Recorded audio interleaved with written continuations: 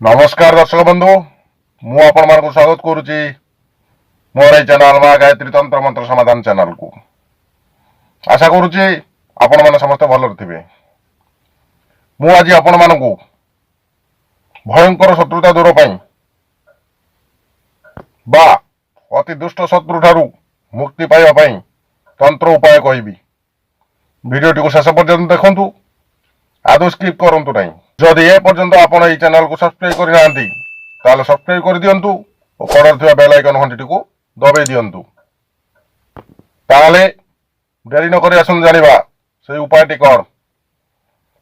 प्रथमे गोटिए झिंक कंटा संग्रह करिवे वो गोटिए पाचिला कागजी लेंबू संग्रह करिवे। वो सूर्य अस्तर ठीक परे परे कौनसी एक सुनसान स्थान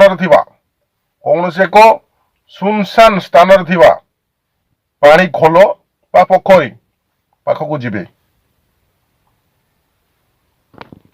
से स्थान को जाई से पोखरी कूल बसी आकाश को अनाई एही मंत्र को अनवरत जप करि चलिबे। मंत्रटी एहीपरि, दुहाई हिंदू मत पीर की, दुहाई राजा जयपाल की। आउ थरे कहूची, दुहाई हिंदू मत पीर की, दुहाई राजा जयपाल की। सूर्यास्त परठारु आकाश रे तारा देखा जिबा पर्यंत मंत्रटी को अनवरत जप करि चलिबे।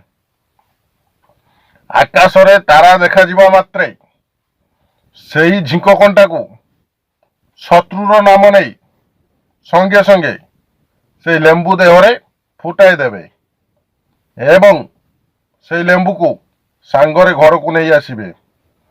मन रखिबे, आसीबा बेले आपन को पछरु किछि शब्द सुबिबो, तेणु केबे हेले पछकु चाहिबे नाही, नचेत निजे विपद रे पड़िबे। जे पर्यंत एही लेंबू देहरु झिंक कंटा बाहर न करिसंती आपनक शत्रु विभिन्न प्रकार विपद रे पड़िबो। नाही नथिबा अघटन ता सहित घटिबो। एही तंत्र प्रयोग सेतेबेले करिवे जेतेबेले शत्रु आपनको जीवनरु मारि देबार धमक देउथाय बा जीवनरु मारि देबाकू चेष्टा करुथाय, नचेत एही प्रयोग करिवे नाही। जदि मोर ए वीडियोटी आपण मानको भलो लागि थाए ताले लाइक करिवे, शेयर करिवे एवं चैनल टी को सब्सक्राइब करिवे। सब्सक्राइब करिले एही भली वीडियो सब रो नोटिफिकेशन आपण माने सर्वप्रथमे पाई परिबे।